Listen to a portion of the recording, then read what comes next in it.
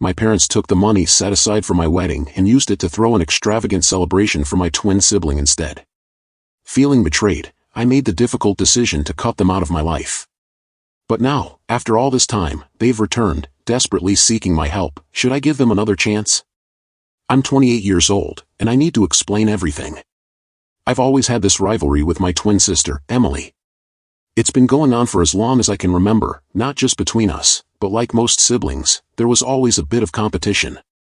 The difference is, my parents pushed us into it from the start. I was just along for the ride while they constantly made Emily out to be something extraordinary. Let me explain why.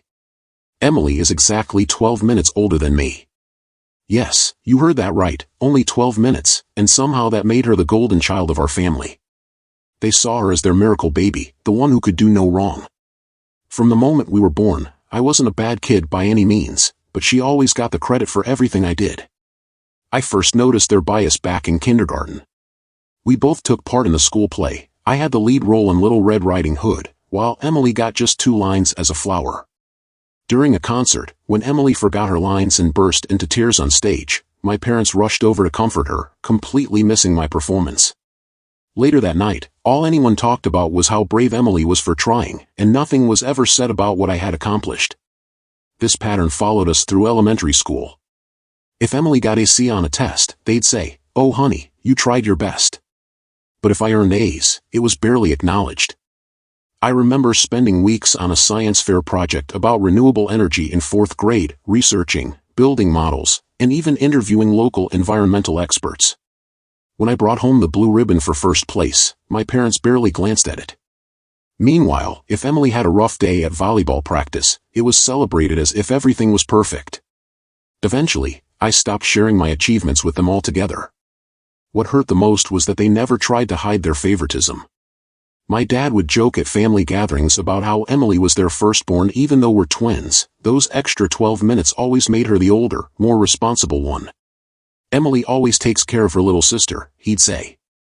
I stood there feeling invisible, reduced to nothing more than her shadow. By the time I reached middle school, the situation started taking a serious toll on me. I became determined to prove myself. I joined every club I could find, from student council to debate team to math club. I pushed myself to excel in everything, studying late into the night. Meanwhile, Emily cruised through school with minimal effort yet somehow always received more praise and recognition. One memory in particular still stings. In 8th grade, I was chosen to represent our school in a state math competition. I prepared for months, often studying until 2 or 3 in the morning.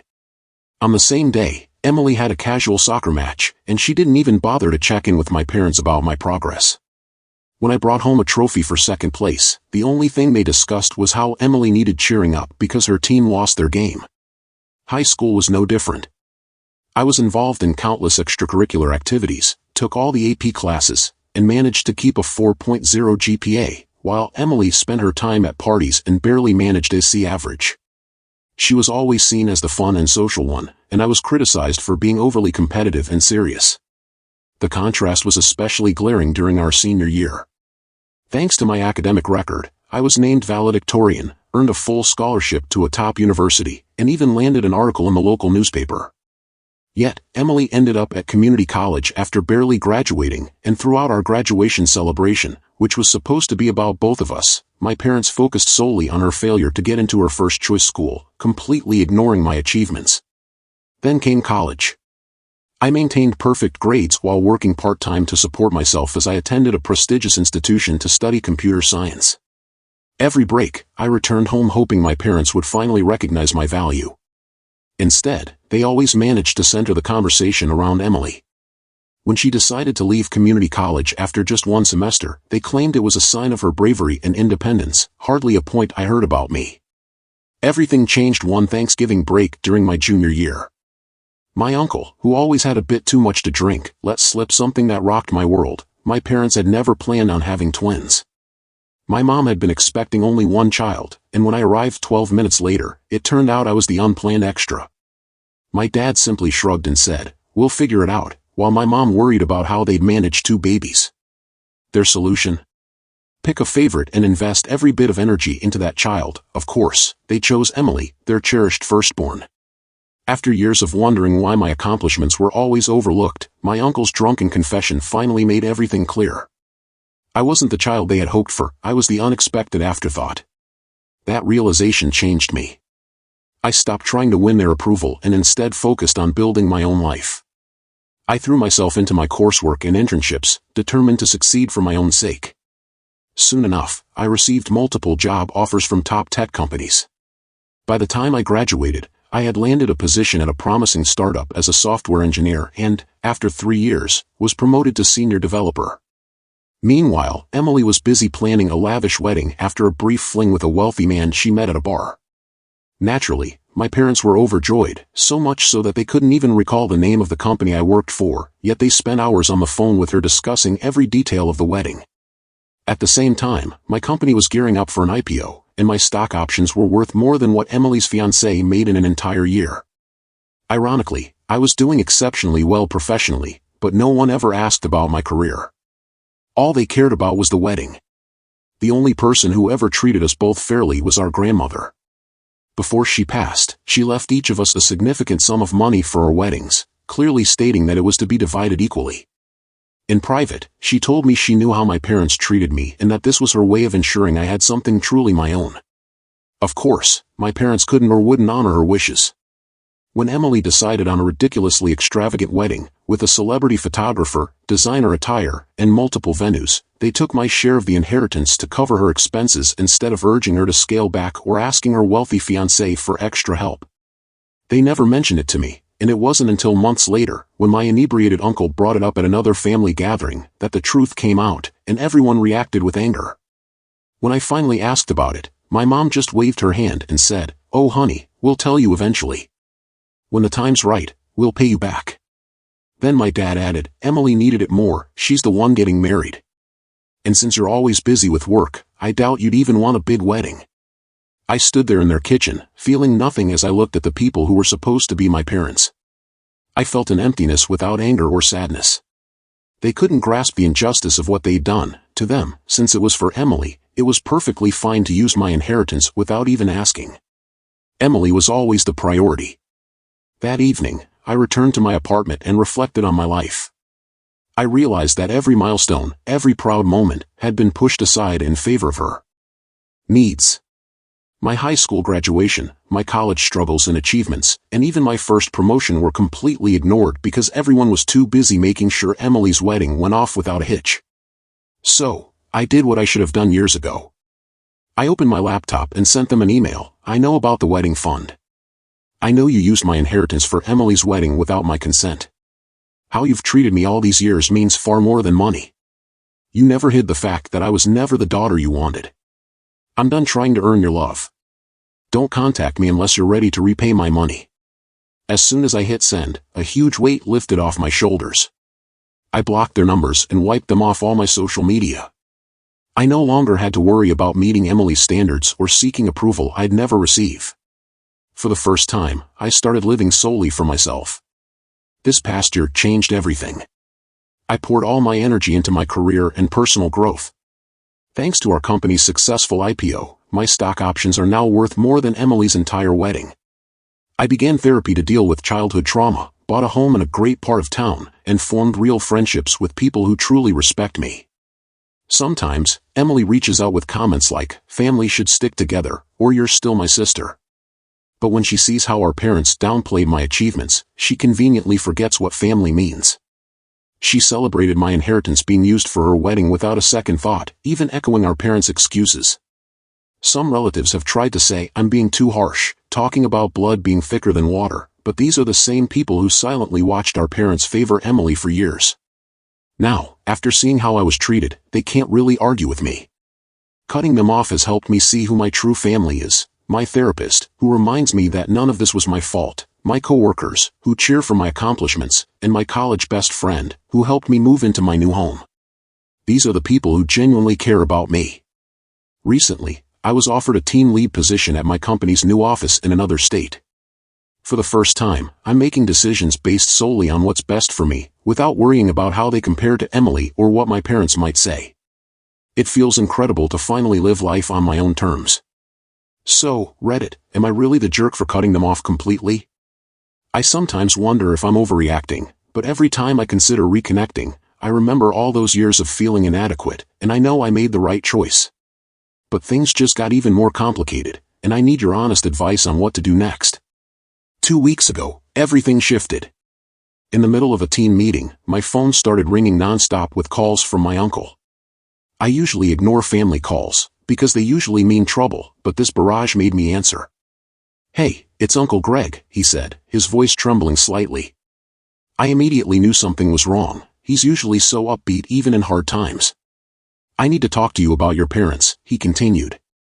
My stomach dropped. I hadn't heard from them in 2 years, so I knew it couldn't be good. "What's happening?" I managed to ask calmly. "They were in a serious accident." "They're in the hospital," he said, pausing to take a deep breath. "Their car was hit by a truck that ran a red light. Your dad is in critical condition, and your mom has multiple fractures. They've been in the hospital for days." I couldn't help but repeat, louder, "Days?" No one had thought to tell me until now. Then he added, "I think they want to see you. But that's not all, their insurance is causing problems." He explained that 6 months ago, our parents let their health insurance lapse. They've been drowning in credit card debt and bad investments, and they're far from being discharged while the bills keep piling up. I asked, "What about Emily?" I already knew the answer. Uncle Greg sighed and said, "She couldn't help with the bills. When she visited right after the accident, she didn't want to ask her husband for money so soon after their honeymoon. Somehow, she's too wrapped up with her stepchildren and her new family." I couldn't help but smile at how typical Emily is, always coming up with an excuse.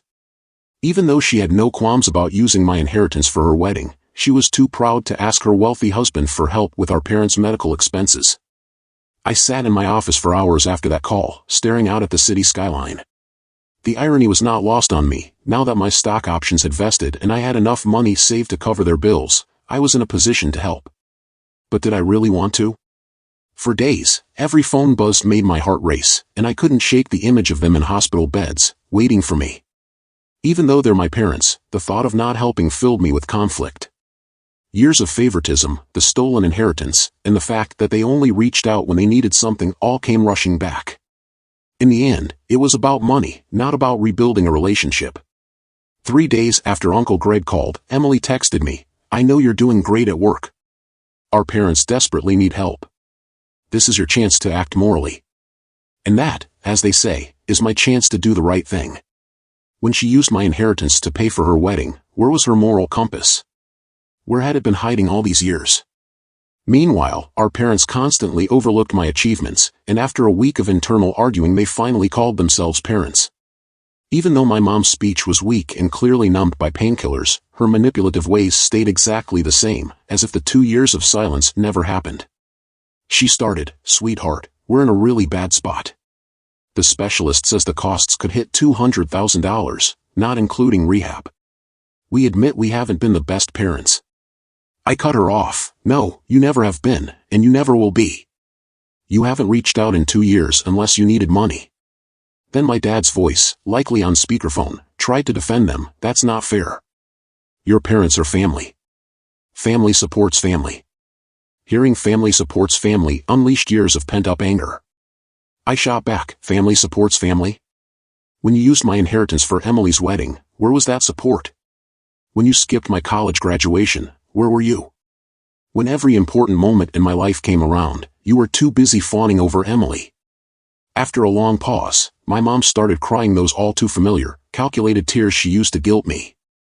"How can you be so cruel? We're at the hospital, your dad might even need surgery. Are you really going to abandon us now?" I took a deep breath and finally said what I'd held in for years, "Yes, I am. All my life, you've emotionally neglected me. I was nothing more than Emily's shadow, a backup plan when she wouldn't help you. I'm done being your last resort." My dad tried, "But we're family," and I snapped, "No, we're not. Ever since you decided only Emily deserved your love, we stopped being a family. I'm finished. Don't ever contact me again." After hanging up, I blocked their numbers and texted Emily one last time, "They're your parents, too. Try dealing with them yourself." The days that followed were incredibly hard. I kept questioning if I was being too harsh or if I should still help them. Every time those doubts crept in, I remembered how they'd treated me, only reaching out when they needed something. Yesterday, Uncle Greg called. He tried to guilt-trip me by saying my parents needed physical therapy and surgery because their health was failing. He warned they might lose everything and even mentioned remortgaging the house. But the truth is, I'm not responsible for their financial mess. They made their choices. They decided to favor Emily, squander the money I left them, let their insurance lapse, and now they're paying the price. Some might call me heartless. Maybe I am, but I've spent my whole life trying to win their love, and I'm done. I refuse to be the backup plan when Emily won't step up. I'm done fixing everything for them. For the first time, I'm putting myself first. I know this might seem callous, but my mental health matters more than their guilt trips, and my financial stability matters more than their reckless planning. I once wondered if I was the jerk for cutting them off, but now I need to ask, am I the asshole for not paying their medical bills? Even my therapist isn't sure. I feel bad, but it's just another example of them only wanting me around when they need something. And believe me, this story is far from over. The situation is about to get a lot more complicated. 3 days ago, after a grueling day at work, one where we wrapped up preparations for the opening of our new office, I was finally enjoying a quiet evening at home. I was going over some project paperwork, sipping a glass of expensive red wine, a little luxury I now allow myself, while soft classical music played in the background. I wasn't expecting any visitors. My friends always text before showing up, and I hadn't ordered anyone. Then, right at 8:07 p.m., the doorbell rang. I froze and peered through the peephole. There stood Emily, looking every bit the glamorous trophy wife she's become, wearing a chic gown, with flawless makeup, and clutching a $15,000 Hermes Birkin purse. The irony wasn't lost on me. That bag alone could have covered a huge part of our parents' medical bills. For a moment, I considered pretending I wasn't home, but over the past few weeks I'd changed. I was no longer the person who squirmed around Emily. She had intimidated me for too long, and I wasn't going to let her win again. I opened the door with a cool, controlled, and slightly dismissive boardroom air, leaning against the frame. "Well, if it isn't my dear sister. What brings you to my place?" I said. Without waiting for an invitation, she breezed past me and entered, just like old times. Her eyes scanned my living room, taking in the original artwork, modern furnishings, and the floor-to-ceiling windows overlooking the city. I could almost hear her mentally comparing it to her suburban mansion. "Nice place," she remarked in a tone that clearly meant the opposite. "Very cozy," she added, putting special emphasis on the word as if it were a slight reserved for things she considered beneath her. "Stop wasting your time, Emily. Why are you here?" I demanded. She turned to me, fiddling with her scarf, a nervous habit from childhood, and said, "Mom and Dad are getting worse. Mom's physical therapy isn't covered by their plan, and Dad needs emergency surgery for internal bleeding they initially missed. Without proof of payment, the hospital might suspend treatment. They're even talking about selling the house." I saw her knuckles turn white as she gripped her fancy purse tighter. "Emily," I said, raising an eyebrow in deliberate mimicry of her patronizing tone from our childhood, "you can help them." She continued, her flawless exterior beginning to crack. "I know your business went public. I checked the stock prices and did my research. You've got the cash." That made me laugh, a laugh that came out harsher than I intended and echoed off my apartment walls. "Oh, so you've been keeping tabs on me? How interesting. Tell me, did you do all that research before you used my inheritance on your wedding, or before you decided not to help them now? And where's your wealthy husband in all this?" Her face flushed red, a vivid throwback to her dramatic outbursts from our youth, always ending with our parents comforting her, always preceded by that telltale blush. "That's different," she stammered, her composure crumbling further. "I now have a new family and new responsibilities. With stepchildren in the mix, everyone has their own financial plans. When a crisis hits, James and I can't just throw money at it. Can't you help your parents who gave you everything? They even paid for your wedding using my inheritance, and yet they skipped my college graduation to help you move into your apartment," Emily snapped. She waved a dismissive hand, though I caught her stepping back. That moment confirmed it. She was being selfish. Hearing her call me selfish was the final straw. Years of repressed anger and bitterness crystallized into a cold, clear goal. I walked silently to my home office, grabbed my laptop and a stack of papers, then returned to the living room. "Emily, let's talk money," I said, swiveling my portfolio dashboard toward her. Look at these numbers, my stock options, for example. I'll break it down in simple terms. This is worth more than the home you're so proud of. In 3 years, I could pay cash for it tomorrow if I wanted. Her face turned as pale as chalk instead of the usual flush. I laid out documents, my investment portfolio, pay stubs, and recent offers from competing companies. But you're just a tech worker, she stammered.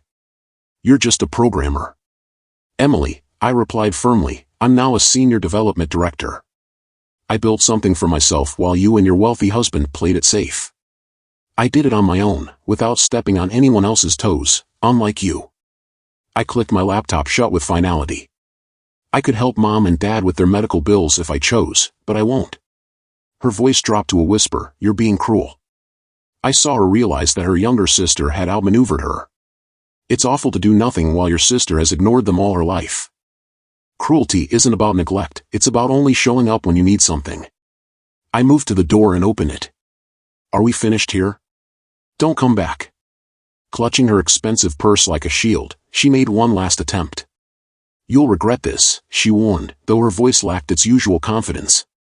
When you lose everything, my only regret will be not cutting you off sooner, Emily. I said goodbye, poured another glass from a $200 bottle I had been saving for a special occasion, and stepped out onto my balcony. Before me, the city lights shimmered like a tapestry of freedom and opportunity. For the first time, I felt truly free, no longer living in Emily's shadow, no longer burdened by guilt, no longer seeking approval. The next morning, my phone exploded with notifications. Apparently, Emily had spent the night calling every family member she could reach, telling them I'd changed, that success had made me cold and that I was abandoning the family when they needed me most. Uncle Greg sent a long email about karma and family duty. In response, I shared a detailed folder in our family group chat, scanned inheritance documents, bank statements showing how I spent money on Emily's wedding, text messages where Emily refused to cover medical bills despite her wealth, and a breakdown of my net worth showing exactly how much I could contribute if I wanted to. After that, the family chat fell silent. Only cousin Angela replied, "Wow, you really did it. You succeeded on your own." Over the next few days, I focused on my future plans. I accepted a promotion in another state with a bigger package of stock options and a significant salary increase. My real estate agent believes my apartment will sell for much more than I'm asking in this neighborhood, so I've listed it. I've already started searching for a new place in my new city, maybe even a penthouse.